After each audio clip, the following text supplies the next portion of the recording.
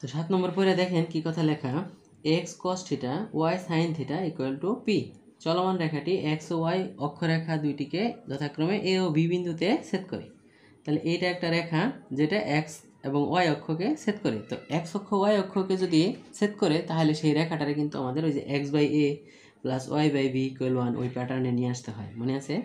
তাহলে খেয়াল করেন, এটা এক্স অক্ষ ওয়াই অক্ষ কোথায় ছেদ করবে, তাহলে আমরা সমীকরণটা, তাই না, x cos theta plus y sine theta equal to হলো পি। তাহলে এইখান থেকে আমরা এক্স বাই পি বাই এই কস থিটা কিন্তু আরও নিচে চলে আসে, তাই না, plus y by p by sine theta equal to আমরা পাবো 1, এইভাবে নিয়ে আসলেন। এখন তাহলে এই রেখা সাপোজ এইভাবে এক্স অক্ষ ওয়াই অক্ষকে ছেদ করবে, তাহলে এই যে বিন্দু, এই বিন্দু বেটা বলে দিছে এ, আর এই বিন্দুটারে বলছে বি। তাহলে এই বিন্দুর স্থানাঙ্কটা কত হবে বলে ফেলান। এইটুকু যদি এ হইতো তাহলে আমরা বলতাম এ জিরো। তাহলে এইটা যে পি বাই কস থিটা আছে, তাহলে সূত্রটা হবে P by cos theta comma zero, স্থানাঙ্কটা, তাই না? আর উপরেরটা বলেন জিরো বি হইতো সূত্র, তাহলে জিরো বির পজিশনে আছে হলো পি বাই সাইন থিটা। তাহলে এ এবং বি স্থানাঙ্ক আমরা চিনে ফেলাইলাম, কেমন? পরে কি বলছে দেখেন, দেখাও যে এ বি এর মধ্যবিন্দু সঞ্চার পথের সমীকরণ। তাহলে এই দুইটার একটা মধ্যবিন্দু আছে, ধরলাম আমরা সি বিন্দু, মনে আছে মধ্যবিন্দু সূত্র ছিল A by two B by two. তার মানে এইখানে যা আছে তার অর্ধেক, এইখানে যা আছে তার অর্ধেক। তাহলে আমরা সি বিন্দুটা আপাতত এক্স ওয়ান ওয়াই ওয়ান ধরে নিলাম, কেমন? তাহলে এক্স ওয়ান ইকুয়াল টু হলো P by two cos theta, তাই না, Y one equal to P by two sine theta. কার কোনো আপত্তি রয়েছে? তাহলে মধ্যবিন্দু, অতএব নির্ণয় মধ্যবিন্দু সি বলেন p by two cos theta comma p by two sine theta.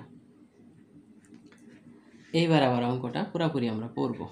দেখেন, x cos theta plus y sine theta equal to p. চলমান রেখাটি এক্স ও ওয়াই অক্ষরেখা দুইটিকে যথাক্রমে এ ও বি বিন্দুতে ছেদ করে এবং পি ধ্রুবক। দেখাও যে এ বি এর মধ্যবিন্দু সঞ্চার পথের সমীকরণ। এখন সঞ্চার পথ চলে আসলো, মনে আছে সঞ্চার পথ বললে আমরা পি এক্স একটা স্থানাঙ্ক বলতাম। তো এখন তো এইখানে অলরেডি পি আছে, তাহলে এখানে আবার একটা পি বললে সর্বনাশ, তাই না? এই জন্য আমাদের ধরেন সঞ্চার পথের স্থানাঙ্ক হলে কি বলতে হবে, এই সি বিন্দু সি থাক, কোনো সমস্যা নাই, সঞ্চার পথ হলে তো যে এক্স ওয়াই থাকে, তাই না? তাহলে আমরা ধরলাম সঞ্চার পথের স্থানাঙ্কটা হলো সি এক্স ওয়াই। তাহলে আগে C x one y one বলছিলাম, তাই না? এখন আবার এটা, তার মানে এইখান থেকে বলা যাবে এক্স ইকুয়াল টু এইটা আর ওয়াই ইকুয়াল টু কিন্তু এইটা, বলা যাবে না? ওকে, তাহলে বলেন সঞ্চার পথের জন্য এক্স ইকুয়াল টু হচ্ছে p by two cos theta, ঠিক আছে? তাহলে এইখান থেকে আমাদের ওই যে কস থিটা বের করা লাগবে, সাইন থিটা কস থিটা থাকলে এই দুটাকে আলাদা করে নিলে হিসাবটা সহজ হয়ে যায়।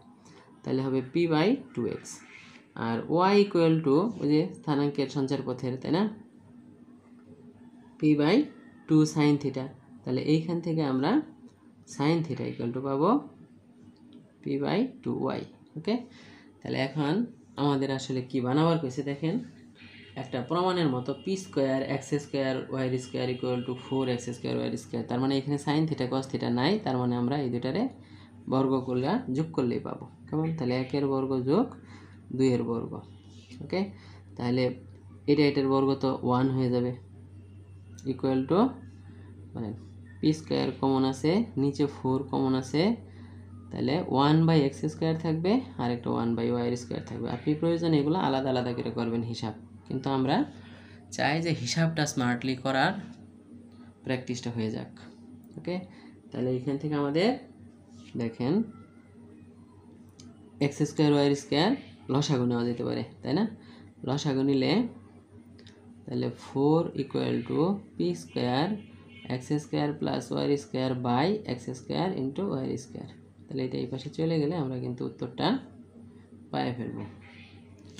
P square x square plus y square equal to 4 x square y square. কেমন? তাহলে এই হলো মোটামুটি আমাদের 7 নম্বরের কাজ। এরপরে আস্তে ধীরে আমরা 8 নম্বর অঙ্কটা করে ফেলি। একটি সরলরেখার সমীকরণ নির্ণয় করো যা x অক্ষের সাথে 135 ডিগ্রি কোণ উৎপন্ন করে। বলেন সরাসরি আমরা এমটা পাই ফেলবো, মনে আছে? তাহলে m ইকুয়াল টু 10 135 মানে -1 এবং 35 বিন্দু দিয়ে যায়। তাহলে ঢাল জানেন, একটা বিন্দু জানেন, ঢালও এক বিন্দুকে আমি রেখার সমীকরণ একবারে আমি লিখে দিলাম y minus y1 equal to m into x minus x1। ওকে, তাহলে এইখান থেকে আমরা যে হিসাবটা করবো এটাই উত্তর। কেমন? 9-এর 1। হ্যাঁ, একটু দেখেন, কোন সরলরেখার অক্ষদ্বয়ের মধ্যবর্তী খণ্ডিত অংশ 2-3 বিন্দুতে সমাদ্বিখণ্ডিত হলে রেখাটির সমীকরণ নির্ণয় করো। এই আবার অক্ষদ্বয় কথাটা চলে আসলো। অক্ষদ্বয় বললেই কিন্তু আমরা বলছিলাম যে সরলরেখার কোন সমীকরণ ব্যবহার করতে হয়? হ্যাঁ, ওই যে x/a + y/b = 1 ওই প্যাটার্নটা, তাই না? যদি সমমান সমচিহ্ন, সমমান বিপরীত চিহ্ন এবং সমমান এগুলি বলা থাকে, তাই না? তাহলে কিন্তু আমরা ওই যে x + y = a, x - y = a, x + y = a ওগুলো লিখছিলাম না? হ্যাঁ, তাহলে এইখানে তো ওইরকম কিছু বলা নাই, সমমান, তাই না? সমচিহ্ন বিপরীত চিহ্ন কিছুই বলা নাই। তার মানে আমাদের সমীকরণ কী হবে আমরা বুঝে ফেলেছি, তাই না? সেটা x/a + y/b = 1। এই সমীকরণে কয়টা আননোন বলে ফেলাম? 2টা। এবং 2টা আননোন থাকলে কিন্তু আমরা সবসময় তার জন্য 3টার মধ্যে থেকে একটা কথা শুনতাম, মনে আছে? হয় বলবে মধ্যবিন্দু, না হয় বলবে অনুপাতের বিন্দু, না হইলে হ্যাঁ 2টা সমীকরণ বানানোর বুদ্ধি থাকবে, তাই না? এবির। তাহলে এইখানে বলা আছে মধ্যবিন্দু, তাই না? মধ্যবিন্দু 2-3। তাহলে আমাদের যে ছবিটা থাকে, এই যে x অক্ষ y অক্ষ, এটা যদি ছেদ করে, তাই না? তাহলে এই স্থানাঙ্করে আমরা বলতাম a0, এখানে a থাকলে এখানে b মানে হলে এটা b0, তাই না?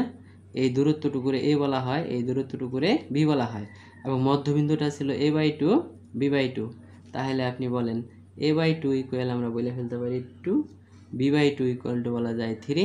তাহলে এইখান থেকে a পায়ে ফেলবেন 4, b পায়ে ফেলবেন হলো 6। তার মানে এটা বসাই দিলে অতএব নির্ণেয় সমীকরণ, তাই না? তাহলে x/4 + y/6 ইকুয়াল টু হলো 1। ওকে, এরপরে তো আমরা ওই যে লসাগু নিলে একটু 3x + 2y - 12 = 0 এরকম উত্তর পাবো। কেমন? তাহলে 9-এর 2 নম্বরের দিকে তাকান আস্তে ধীরে, কি কথা লেখা, তাই না? হ্যাঁ, 9-এর 2। একটি সরলরেখা অক্ষদ্বয়ের মধ্যবর্তী খণ্ডিত অংশ 6 বিন্দুতে 2:3 অনুপাতে অন্তর্বিভক্ত হয়। সরলরেখাটির সমীকরণ নির্ণয় করো। যেহেতু অক্ষদ্বয় বলছে, তার মানে সেটা ছেদক রেখা আমরা বুঝে ফেলেছি, এবং ছেদক রেখার জন্য এরকম করে, তাই না, ছবি আঁকতে পারি। তো খেয়াল করেন, এটা একটা বিন্দু 6 বিন্দুতে 2:3 অনুপাতে অন্তর্বিভক্ত হয়েছে। তাহলে আমরা ধরলাম x অক্ষের উপরের বিন্দুটা a আর y অক্ষের উপরের বিন্দুটা হলো b। এখন বলেন এই যে 2:3, তাই না, এটা এই দিক থেকে 2 অনুপাত, এই দিক থেকে 3 অনুপাত, নাকি এই দিক থেকে 2 অনুপাত, এই দিক থেকে 3 অনুপাত? এটা তো কিছু বলে দেয় নাই, তাই না? কিন্তু আমাদের বুঝতে হবে সবসময় x অক্ষ থেকে আগে y অক্ষ থেকে পরে এই অনুপাতটা দেওয়া থাকলে। তাহলে আমরা বুঝবো এইটুকু হলো 2 অনুপাত আর এইটুকু হলো 3 অনুপাত।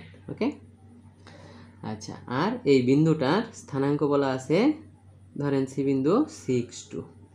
ওকে, এখন বলেন আমরা যদি x/a + y/b = 1 রেখা লিখি, তাহলে এর স্থানাঙ্ক হয় a0 আর এটা হবে 0b, তাই না? এখন বলেন a0 0b এই দুইটা বিন্দুরে 2:3 অনুপাতে অন্তর্বিভক্ত করে, ওই যে আমরা বলছিলাম 2টা আননোন থাকলে মধ্যবিন্দু দিয়ে থাকতে পারে, অনুপাতের বিন্দু এই 2:3 অনুপাতের বিন্দু, এটা অন্তর্বিভক্ত বিন্দুও বলা থাকতে পারতো, বহির্বিভক্ত বলা থাকতে পারতো, অনুপাত তো, তাই না? এটাও বলা থাকতে পারে। আবার বলছি সমীকরণ দিয়েও করতে পারি। তাহলে আগেরটা আমরা মধ্যবিন্দু দিয়া এবির মান বের করছি, এবার একটা অনুপাতের বিন্দু দিয়ে করব। তো অনুপাতের বিন্দুর সূত্র কীরকম মনে আছে নিশ্চয়ই? ওই যে m1x2, তাহলে 2 × 0, তাই না, প্লাস m2x1, তাহলে 3 × a by m1 + m2 equal to হলো মধ্যবিন্দুর ওই যে অনুপাতের x। এইখান থেকে বললেন তো এর মানটা কি পাই ফেলা যাবে নাকি যাবে না? হ্যাঁ, এইখান থেকে আমরা এ পাবো। তো এটা 5 6 30 3 দিয়ে ভাগ করলে এর মান আসবে হলো 10, a = 10। কার কোনো আপত্তি রইল? সিমিলার দ্বিতীয়টা ওই যে y এর জন্য m1 y2, তাহলে 2 × b + m2 y1 3 × 0/m1 + m2 = হলো মধ্যবিন্দুর y এর স্থানাঙ্ক। ওই যে আমরা x এর জন্য এই সূত্র ফেলতাম, y এর জন্য এই সূত্র, যেহেতু x এর মান y এর মান জানি তাহলে এইটুক সমান x, তাই না? এইটুক সমান y এর মানটা বসাই দেওয়া যায়। তাহলে এইখান থেকে আপনি দেখেন 5 × 10, 2 দিয়ে ভাগ করলে b এর মান চলে আসবে 5। তাহলে a b এর মান কি আমরা পাই ফেলাইলাম না? তাহলে এখন লেখেন অতএব নির্ণেয় সমীকরণ। ঠিক আছে, কি করব আমরা? হ্যাঁ, ওই যে x/10 + y/5 = 1। তাহলে এইখান থেকে 10 লসাগু নিলে x + 2y - 10 = 0। এটা হলো ফাইনাল উত্তর। ওকে, তাহলে অনুপাতের বিন্দু দিয়া কিন্তু দুইটা আননোনের মান বের করা যায়, তাই না? হ্যাঁ, 9 এর 3 নম্বর অঙ্কটা দেখেন। একটি সরল রেখার সমীকরণ নির্ণয় করো যার অক্ষদের মধ্যবর্তী খণ্ডিত অংশ -4 বিন্দুতে 5:3 অনুপাতে অন্তর্বিভক্ত করে। তাহলে এই একই স্টাইলের অঙ্ক, তাই না? জাস্ট খালি আমরা একটু ছবিটা আঁকায় দেখেন কত দ্রুত করে ফেলা যায়। এটা x অক্ষ, y অক্ষ, তাই না? তাহলে ছবি সূত্রতে x/a + y/b = 1, যেহেতু অক্ষদ্বয় ছেদক বলছে এবং সমমান বিপরীত চিহ্ন সমচিহ্ন এগুলো বলে নাই। তাহলে a স্থানাঙ্ক a হইলে a 0, তাই না?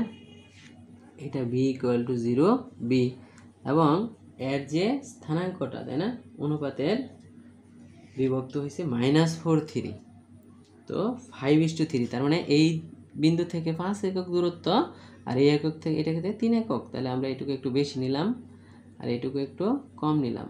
অনুপাত সি বিন্দু এর স্থানাঙ্কটা -4 হ্যাঁ, এখানে একটা গন্ডগোল হয়ে গেল। কি বলেন? গন্ডগোলটা হলো এই স্থানাঙ্কটা তো আসলে আমরা তো ছবিটা আঁকছি প্রথম চতুর্ভাগে, তাই না? কিন্তু স্থানাঙ্কটা তো আর প্রথম চতুর্ভাগের না, বুঝছেন? তো অসুবিধা নাই, আমাদের ছবি হইলেই হয়েছে। কেমন?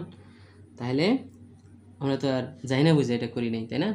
তাহলে এখন বলেন ওই যে m1 x2 5 × 0 + m2 x1 হলো a বাই m1 + m2 = -4। সেইখান থেকে আমরা a এর একটা মান পাবো।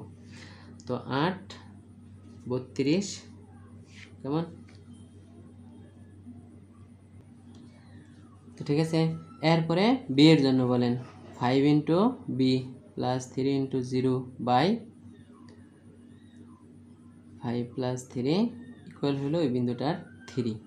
তাহলে 8 3 8 24, 5 দিয়ে ভাগ করলে b এর মান আসবে 24/5। ওকে, তাহলে a b দুটোটা আমরা পাই ফেলাইলাম। বেরটা করতে বলছে কি বলেন?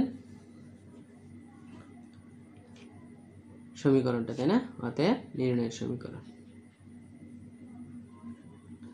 x/a এর পজিশনে হলো -32/3 প্লাস y/b এর পজিশন হলো 24/5 = 1। একটু হিসাব কিতাব করে শেষে দেখেন উত্তরটার মতো আনা যায় কিনা। ওকে, তাহলে আমরা পরের অঙ্কটা পরের ভিডিওতে করব।